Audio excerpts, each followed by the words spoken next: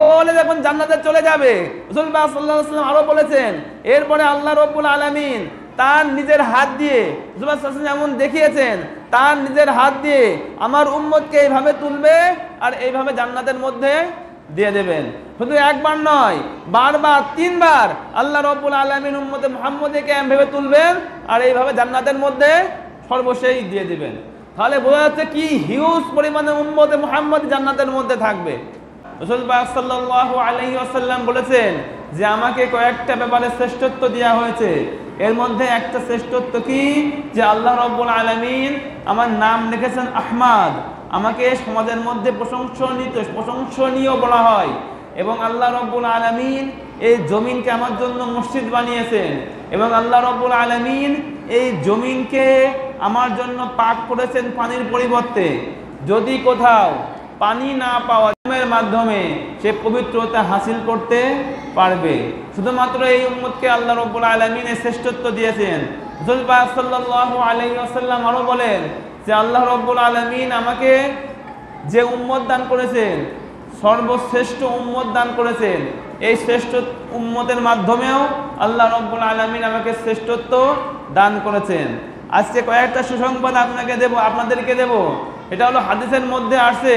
রাসূল পাক সাল্লাল্লাহু আলাইহি ওয়াসাল্লাম এই আয়াতের পরিপ্রেক্ষিতে যে হাদিসগুলো আসছে, রাসূল পাক সাল্লাল্লাহু আলাইহি ওয়াসাল্লাম একদিন সকালবেলা হযরত আবু বকর এবং হযরত ওমর রাদিয়াল্লাহু তাআলা আনহুর সান্নিধ্যে একটি হাদিস বর্ণনা করতেছিলেন। এই হাদিস অনেকজন সাহাবা বর্ণনা করেছেন, অনেকভাবে বর্ণনা করেছেন। ইবনে মাসউদ থেকেও বর্ণনা রয়েছে এবং ইমাম তিরমিজি, মুসনাদে আহমদ কয়েকটা গ্রন্থের মধ্যে একই রকমের হাদিস কয়েকভাবে বর্ণনা হয়েছে। এর যে সার সংক্ষেপ, এর যে মূল আলোচনা হাদিসগুলো এই আয়াতের পরিপ্রেক্ষিতে, সেগুলো আমি আপনাদের সামনে তুলে ধরার চেষ্টা করব। রাসূল পাক সাল্লাল্লাহু আলাইহি ওয়াসাল্লাম একদিন সকালবেলা হযরত আবু বকর এবং হযরত ওমর রাদিয়াল্লাহু তাআলা আনহুর উপস্থিতিতে তিনি বললেন যে আল্লাহ রাব্বুল আলামিন আমার উম্মতের মধ্যে ৭০,০০০ লোককে বিনা হিসাবে জান্নাত দান করবেন। কত হাজার লোককে? ৭০,০০০ লোককে বিনা হিসাবে জান্নাত দান করবেন।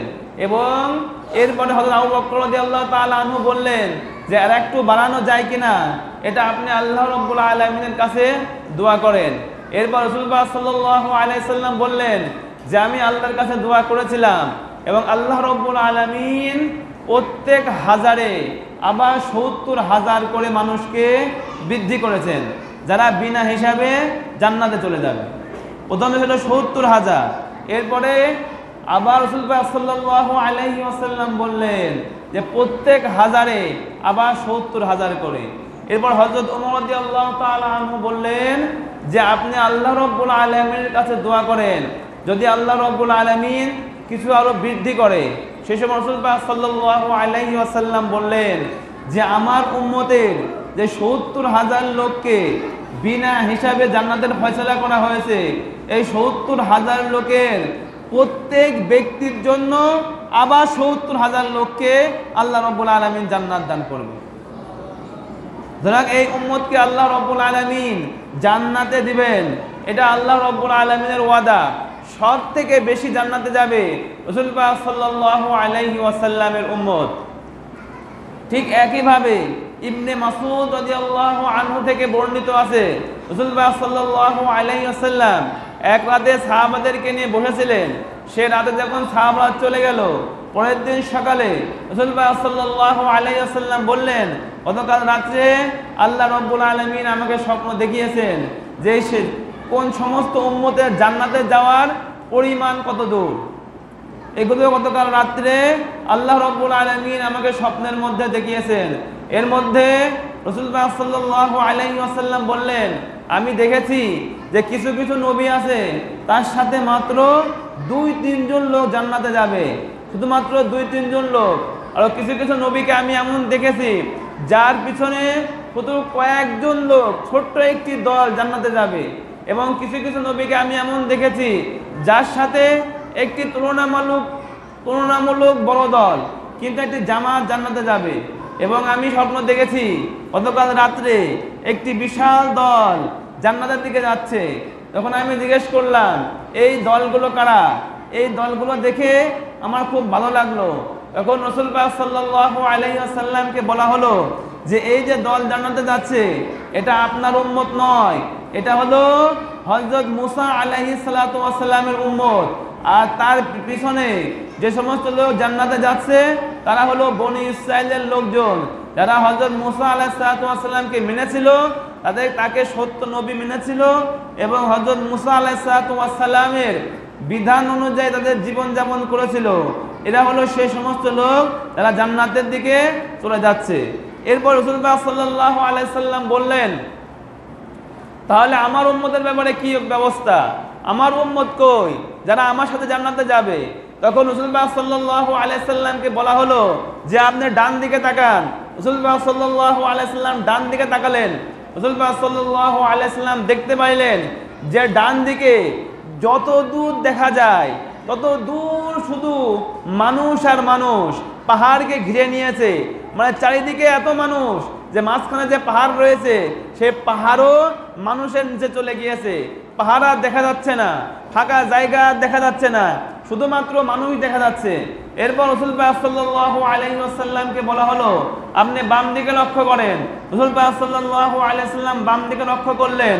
তখন দেখেন ঠিকই একই অবস্থায় ওদিকে মানুষ আর মানুষ, কোনো ধরনের অন্য জমিন দেখা যায় না, শুধু মানুষ দেখা যায়। অন্য অন্য হাদিসের মধ্যে আসছে রাসূল পাক সাল্লাল্লাহু আলাইহি সাল্লাম ডান দিকে যখন লক্ষ্য করেন ডান দিকের আসমান সহ কালো হয়ে গিয়েছিল। যেমন আমার ডান দিকে দেখলে বোঝা যায় অনেক দূরে যে আসমান জমিনের সাথে ঠিকে গিয়েছে, যেমন আমাদের চোখে মনে হয়। রাসূল পাক সাল্লাল্লাহু আলাইহি সাল্লামের কাছে মনে হলো যে ডান দিকের আসমান সহ মানুষের দ্বারা ভরপুর হয়ে গিয়েছে। তখন রাসূল পাক সাল্লাল্লাহু আলাইহি সাল্লাম জিজ্ঞেস করলেন এই সমস্ত লোকরা কারা যারা এত সংখ্যায় বেশি? তখন রাসূল পাক সাল্লাল্লাহু আলাইহি সাল্লামকে বলা হলো যে এই সমস্ত লোক হলো তারা যারা আপনার উম্মতের মধ্যে ঈমানের উপর থাকবে। অর্থাৎ এত বেশি সংখ্যক লোককে আল্লাহ রাব্বুল আলামিন এই উম্মত থেকে জান্নাতের মধ্যে দান করবে। কিছু হাদিসের মধ্যে এইভাবে আসছে রাসূল পাক সাল্লাল্লাহু আলাইহি সাল্লাম বললেন তোমরা কি চাও না জান্নাতের মধ্যে যত লোক থাকবে এর মধ্যে 1/4 তোমরা হবা? 20 জন যদি লোক থাকে তাহলে 5 জন হবে কারা? তোমরা হবা। 4 ভাগের 1 ভাগ তোমরা হবা। এরপর রাসূল পাক সাল্লাল্লাহু আলাইহি সাল্লাম বলল না না না, এর থেকেও বেশি সুসংবাদ আছে। তোমরা কি চাও জান্নাতে যা লোক থাকবে তার 1/3 তোমরা হবা? যদি 20 জন হয় তাহলে 6.5 জনের উপরে তোমরা হবা। এরপর রাসূল পাক সাল্লাল্লাহু আলাইহি সাল্লাম বললেন না না না, তোমাদের জন্য আরো সুসংবাদ রয়েছে। যদি জান্নাতে যা লোক থাকবে তার অর্ধেক আমার উম্মত দিয়ে আল্লাহ রাব্বুল আলামিন জান্নাত ভরে দেবেন। অর্থাৎ এই উম্মতের শ্রেষ্ঠ। এইটা তাফসীরের মধ্যে মুহাদ্দিসিন লিখছেন সব থেকে বেশি জান্নাতে যাবে কোন উম্মত? রাসূল পাক সাল্লাল্লাহু আলাইহি সাল্লামের উম্মত। রাসূল পাক সাল্লাল্লাহু আলাইহি সাল্লাম বলেছেন কাল কিয়ামতের ময়দানে আমার আগে সমস্ত নবীর জন্য জান্নাতে প্রবেশ করা হারাম হবে। আমি আগে প্রবেশ করব, তারপরে যে সকল নবী কি করবে? জান্নাতে প্রবেশ করবে। ঠিক একইভাবে রাসূল পাক সাল্লাল্লাহু আলাইহি সাল্লাম বলেছেন যে আমার উম্মত সর্বপ্রথম জান্নাতে প্রবেশ করবে, তারপরে যত উম্মত রয়েছে তারা যে কি করবে? জান্নাতে প্রবেশ করবে। এখন আসেন আল্লাহ রাব্বুল আলামিন আমাদেরকে ৭০,০০০ লোককে আল্লাহ রাব্বুল আলামিন বিনা হিসাবে জান্নাত দেবেন। এরপরে ৭০,০০০-এর মধ্য থেকে প্রত্যেক ব্যক্তির জন্য আরো ৭০,০০০ লোককে জান্নাত দেবেন। অর্থাৎ এখান থেকে হিসাব করলে দেখা যায় প্রায় 4 কোটি এক হিসাবে, অন্য হিসাবে প্রায় 400 কোটি লোকের উপরে এই উম্মতে মুহাম্মদের থেকে বিনা হিসাবে কি হবে? জান্নাতে চলে যাবে। সকলে যখন জান্নাতে চলে যাবে রাসূল পাক সাল্লাল্লাহু আলাইহি ওয়াসাল্লাম আরো বলেছেন এরপরে আল্লাহ রাব্বুল আলামিন তার নিজের হাত দিয়ে রাসূল সাল্লাল্লাহু আলাইহি ওয়াসাল্লাম যেমন দেখিয়েছেন তার নিজের হাত দিয়ে আমার উম্মতকে এইভাবে তুলবে আর এইভাবে জান্নাতের মধ্যে দিয়ে দেবেন। শুধু একবার নয়, বারবার 3 বার আল্লাহ রাব্বুল আলামিন উম্মতে মুহাম্মদকে এমভাবে তুলবেন আর এইভাবে জান্নাতের মধ্যে সর্বশেষ দিয়ে দিবেন। তাহলে বোঝা যাচ্ছে কি হিউজ পরিমাণে উম্মতে মুহাম্মদ জান্নাতের মধ্যে থাকবে। এগুলো হবে কখন? এই মানে আছে মূল কথা। এগুলো হবে তখন যখন আমরা এই 3টা গুণের উপরে উঠব। তখন প্রথম কথা রয়েছে শিরক থেকে মুক্ত থাকতে হবে, সারা জীবন কোনো শিরকের মধ্যে যাওয়া যাবে না। এবং এখানে যে তিনটা কথা রয়েছে, সর্বপ্রথম মুখরিজাত লিন-নাস, লোকদের কি করতে হবে?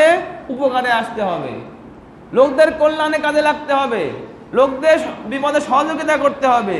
কেউ অসুস্থ থাকলে তার চিকিৎসার ব্যবস্থা করতে হবে, আর কারোর বিয়ের ব্যবস্থা না হলে তাদেরকে কি করতে হবে? বিয়ের ব্যবস্থা করে দিতে হবে। এরপরে সৎ কাজে আদেশ করতে হবে, অসৎ কাজে কি করতে হবে? নিষেধ করতে হবে। সৎ কাজে আদেশ, অসৎ কাজে নিষেধ, এগুলো সব থেকে বড় গুণ। আল্লাহ রাব্বুল আলামিন সূরা মায়েদা আয়াত ৭৯ নম্বরে বলছেন যে ইহুদি এবং খ্রিস্টানরা সৎ কাজে আদেশ করা, অসৎ কাজে নিষেধ করা থেকে বিরত ছিল। তারা করতো না সৎ কাজে আদেশ, তারা করতো না অসৎ কাজ থেকে নিষেধ।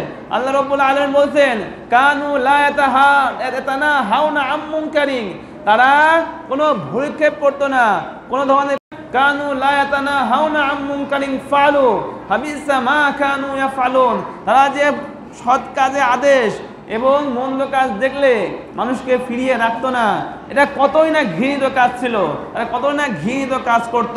সমাজের মধ্যে থাকতো চুপচাপ, কোথায় কি হচ্ছে চিন্তা নাই, শুধু সুদ ঘুষ কিভাবে খাবো, কিভাবে আমার পকেট ভরবে, কিভাবে দোতলা তিনতলা বাড়ি করব, কিভাবে আমি ক্ষমতাকে দখল করব, এই চিন্তার মধ্যে তারা কি থাকতো? ব্যস্ত থাকতো। এজন্য আমি তাদেরকে দুনিয়াতেও লাঞ্ছিত করেছি, আখিরাতেও কি করব? লাঞ্ছিত করব। এখন বর্তমানে সৎ কাজের আদেশের ব্যাপার আর অসৎ কাজের নিষেধের ব্যাপার, সেটা তো বর্তমানে আপনারা আমাদের দেশের মধ্যে দেখতেছেনই কি অবস্থা চলতেছে। এরা অন্যায়ভাবে টাকা পয়সা করেছিল, অন্যায়ভাবে অট্টালিকা করেছিল, তাদের পরিণাম কি সেটা তো আজকে বর্তমান দেখাই যাচ্ছে। এগুলো আর বলার কোনো প্রয়োজন এখানে না।